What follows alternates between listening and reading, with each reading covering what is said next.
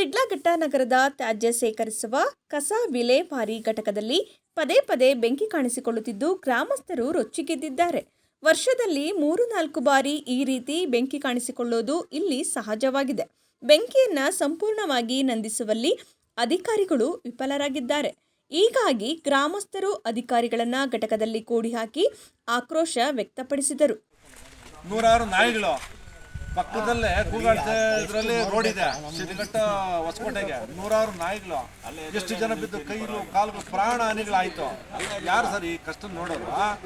6 ತಿಂಗಳು, ವರ್ಷದ 6 ತಿಂಗಳು ಬರೀ ಬೆಂಕಿ. ಇವತ್ತು ರೇಷ್ಮೆ ಮಾಡ್ತಾ ಇದ್ದೀವಿ, ಶುದ್ಧವಾದ ಬೇಸಿಗೆಯಲ್ಲಿ ಟೆಂಪರೇಚರ್ ಜಾಸ್ತಿ ಇರುತ್ತೆ ಸರ್. ನಾವು ಇಷ್ಟು ದಿವಸ ಇತ್ತ ಈ ತರ ಇರ್ಲಿಲ್ಲ ಸರ್. ಇತ್ತು ಸಹ ಬರ್ತಾ ಇತ್ತು. ಅಯ್ಯೋ, ಹೋದ ವರ್ಷ ಇದೇ ಸಾರ್ ಹೇಳಿದ್ರು ಸಪರೇಟ್ ಮಾಡ್ತೀವಿ, ಪೇಪರ್ ಸಪರೇಟ್ ಮಾಡ್ತೀವಿ, ಒಳ್ಳೆ ಗೊಬ್ಬರ ಕೊಡ್ತೀವಿ ಅಂತ ಇದೇ ಸಾರ್ ಅವರೇ ಹೇಳಿದ್ರು. ಎಲ್ಲೈತೆ ಬೇಸಿಗೆಯಲ್ಲಿ ಟೆಂಪರೇಚರ್ ಜಾಸ್ತಿ ಇರುತ್ತೆ ಸರ್. ನಾವು 6 ತಿಂಗಳು ನಾವು ಹೇಳ್ಬೇಕಲ್ಲ ಸರ್. ಇಷ್ಟು ದಿವಸ ಇತ್ತ ಈ ತರ ಇರ್ಲಿಲ್ಲ ಸರ್. ಇತ್ತು ಸಹ ಬರ್ತಾ ಇತ್ತು. ಅಯ್ಯೋ, ಹೋದ ವರ್ಷ ಇದೇ ಸಾರ್ ಹೇಳಿದ್ರು ಸಪರೇಟ್ ಮಾಡ್ತೀವಿ, ಪೇಪರ್ ಸಪರೇಟ್ ಮಾಡ್ತೀವಿ, ಒಳ್ಳೆ ಗೊಬ್ಬರ ಕೊಡ್ತೀವಿ ಅಂತ ಇದೇ ಸಾರ್ ಅವರೇ ಹೇಳಿದ್ರು. ಎಲ್ಲೈತೆ ಇವರೇ ಬೆಂಕಿ ಇಡ್ತಾರೆ, ಪೇಪರ್ ಎಲ್ಲ ಒಂದಷ್ಟು ಮಾಡ್ತೀವಿ ಸರ್. ಬೇರೆ ಕಡೆಯಿಂದ ತರಿಸಿ ಅದನ್ನ ಏನ್ ಚಾಲು ಮಾಡ್ಬೇಕೋ ಮಾಡ್ತೀವಿ. ಕೇಳಿ ಸರ್,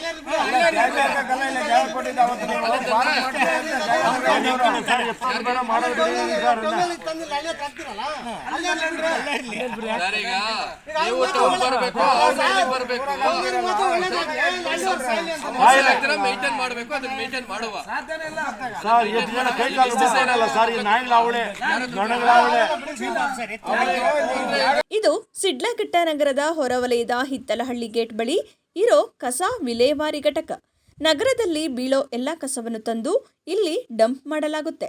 ಇಂತಹ ಡಂಪಿಂಗ್ ಯಾರ್ಡ್ನಲ್ಲಿ ಸೂಕ್ತ ಬಂದೋಬಸ್ತ್ ಕಾಪಾಡೋದು ನಗರಸಭೆ ಅಧಿಕಾರಿಗಳ ಜವಾಬ್ದಾರಿ.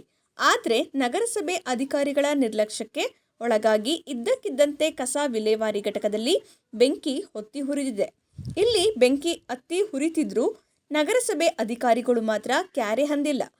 ಏನಿದೆ ಎಲ್ಲ ಸರ್ವೆ ಮಾಡಿ ಎನ್ಕ್ವೈರಿ ಮಾಡೋಣ, ಏನಿದೆ ಎಫೆಕ್ಟ್ಸ್. ನಾನು ಆವಾಗಲೇ ಹೇಳಿದೆ, ಪೊಲ್ಯೂಷನ್ ಕಂಟ್ರೋಲ್ ಗೊತ್ತಾಯ್ತು ಸರ್, ಏನ್ ಎಫೆಕ್ಟ್ ಆಗಿದೆ. ಈಗ ತಾವು ಹೇಳ್ತಾ ಇದ್ದೀರಿ, ಅದು ಹೇಳಿಕೆ ಏನಿದೆ ಏನು ಅಂತ ತನಿಖೆ ಮಾಡಿ ಆರೋಗ್ಯ ಇಲಾಖೆ, ಪರಿಸರ ಇಲಾಖೆ ತನಿಖೆ ಮಾಡಿ ಕಮರ್ಷಿಯಲ್ ಬೇಡ. ನಮ್ಗ ಬೆಳೆಗೆ ಹಾಕಿದ್ವಿ ಬಿಟ್ಟಿದ್ದು ಬೆಳೆಗೆ ಆಗೋದು ಕ್ವಶನ್ ಬೇರೆ. ಜನಗಳೇ ಹೋಗ್ತಾವ್ರ, ಬೆಳೆಗೆ ಲೆಕ್ಕ ಬೇಡ, ನಮ್ ಜನಗಳ ಲೆಕ್ಕ ಕೇಳ್ತಾರ. ಯಾರು ತೊಂದರೆ ಆಗೋದು ಬೇಡ. ಬರ್ಲಿ, ಫೈರ್ ಇಂಜಿನ್ ಬರ್ಲಿ, ಮಾಡ್ತೀವಿ ಸರ್. ಬೇರೆ ಕಡೆಯಿಂದ ತರಿಸಿ ಅದನ್ನ ಏನ್ ಚಾಲು ಮಾಡ್ಬೇಕೋ ಮಾಡ್ತೀವಿ. ಕೇಳಿ ಸರ್,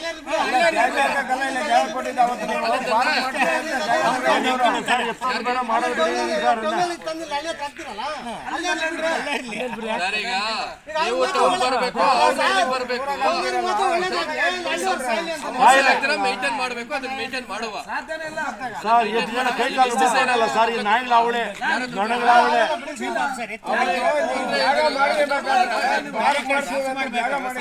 ಏನಿದೆ ಫಸ್ಟ್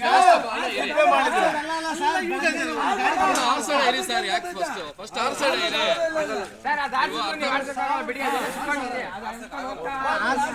ಬೆಂಕಿಯ ಕೆನ್ನಾಲಿಗೆ ಜಾಸ್ತಿಯಾಗಿ ಸುತ್ತಮುತ್ತ ಹಳ್ಳಿಗಳಲ್ಲಿ ಹೊಗೆ ಜಾಸ್ತಿಯಾಗುತ್ತಿದ್ದಂತೆ ಅಧಿಕಾರಿಗಳು ಓಡೋಡಿ ಬಂದಿದ್ದಾರೆ. ಆದರೆ ಬೆಂಕಿ ನಂದಿಸಲು ಸಾಧ್ಯ ಆಗಿಲ್ಲ. ಅಗ್ನಿಶಾಮಕ ದಳ ಸತ ಪ್ರಯತ್ನ ಆಡಿ ಬೆಂಕಿ ಆರಿಸುವ ಪ್ರಯತ್ನ ಮಾಡಿದೆ. ಆದರೂ ಕಸದ ಒಳಗೆ ಇರುವ ಕೆಂಡ ಹಾರಿಲ್ಲ. ಇದರಿಂದ ಕಸ ವಿಲೇವಾರಿ ಘಟಕದ ಸುತ್ತಮುತ್ತಲಿನ 10 ಹಳ್ಳಿಯ ರೈತರು ಪರದಾಡುವಂತಾಗಿದೆ. ಅವರು ಬೆಳೆದಿರುವ ಬೆಳೆಗೆ ಬೆಂಕಿಯ ಬಿಸಿ ತಗುಲಿ ಹಾಳಾಗಿದೆ. ಹೊಗೆಯಿಂದ ರೇಷ್ಮೆ ಬೆಳೆಗೆ ಧಕ್ಕೆಯಾಗಿದೆ. ಸುರೇಶ್ ಗೌಡ ರೈತ. ಸುತ್ತಮುತ್ತಲಿನ ಗ್ರಾಮಸ್ಥರು ನಗರಸಭೆ ಅಧಿಕಾರಿಗಳಿಗೆ ಇಡೀ ಶಾಪ ಹಾಕಲು ಆರಂಭಿಸಿದ್ದಾರೆ. ಅಧಿಕಾರಿಗಳು ಮಾತ್ರ ನಮಗೂ ಇದಕ್ಕೂ ಸಂಬಂಧವೇ ಇಲ್ಲ ಎನ್ನುವಂತೆ ಉಳಿದಿದ್ದಾರೆ. ಇದರ ಬಗ್ಗೆ ಜಿಲ್ಲಾಧಿಕಾರಿಗಳಿಗೆ ಈಗಾಗಲೇ ಗ್ರಾಮಸ್ಥರು ದೂರು ನೀಡಿದರೂ ಪ್ರಯೋಜನವಾಗಿಲ್ಲ. ರೈತ ಹಿತ್ತಲಹಳ್ಳಿ ಗ್ರಾಮ.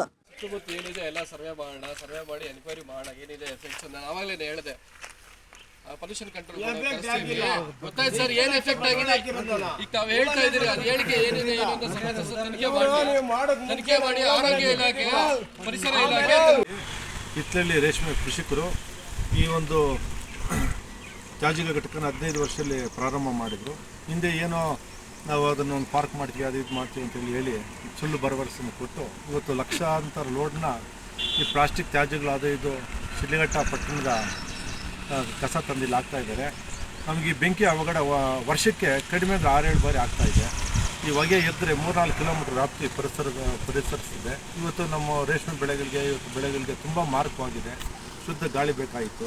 ನಾವು ಈ ಒಂದು ನ್ಯೂಸ್ನ ಇದುವರೆಗೂ ನಾವು ಹಿಂದೆ ಶಾಸಕರಿಗೆ, ಈಗಿನ ಶಾಸಕರಿಗೆ, ನಮ್ಮ ನಗರಸಭೆ ಅಧ್ಯಕ್ಷರು, ಆಯುಕ್ತರುಗಳಿಗೆ, DC ಇಂದಿನಿಂದ ನಮ್ಮ ಜಿಲ್ಲಾಧಿಕಾರಿ ಭದ್ರಾ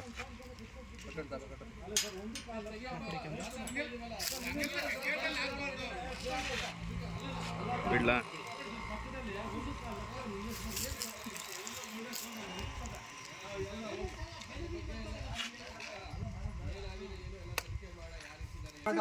ಯಾವ ರೀತಿ ವಿಲೇ ಮಾಡಬೇಕು ಏನು ಅಂತ ಅದನ್ನ ಮಾಡುವ ವೈಜ್ಞಾನಿಕವಾಗಿ ಅಂತ. ಕಸ ವಿಲೇವಾರಿ ಘಟಕದಲ್ಲಿರುವ ಯಂತ್ರೋಪಕರಣಗಳು ಹಾಳಾಗಿದೆ. ಇದರಿಂದ ಕಸ ವಿಂಗಡಣೆ ಮಾಡಲು ಸಾಧ್ಯ ಆಗಿಲ್ಲ. ಇದರಿಂದ ದಿನದಿಂದ ದಿನಕ್ಕೆ ಕಸದ ಪ್ರಮಾಣ ಏರ್ತಿದೆ. ನಿರ್ವಹಣೆ ಮಾಡಲು ನಗರಸಭೆ ಸಿಬ್ಬಂದಿಯಿಂದ ಸಾಧ್ಯ ಆಗಿಲ್ಲ. ತಕ್ಷಣ ಬೆಂಕಿಯ ಹೊಗೆಯನ್ನ ನಿಲ್ಲಿಸದೆ ಹೋದರೆ ವಿಷಕಾರಿ ಅನಿಲದಿಂದ ದನ ಕರುಗಳು ಜನರು ತೀವ್ರ ಸಂಕಷ್ಟಕ್ಕೆ ಸಿಗಲಿದ್ದಾರೆ.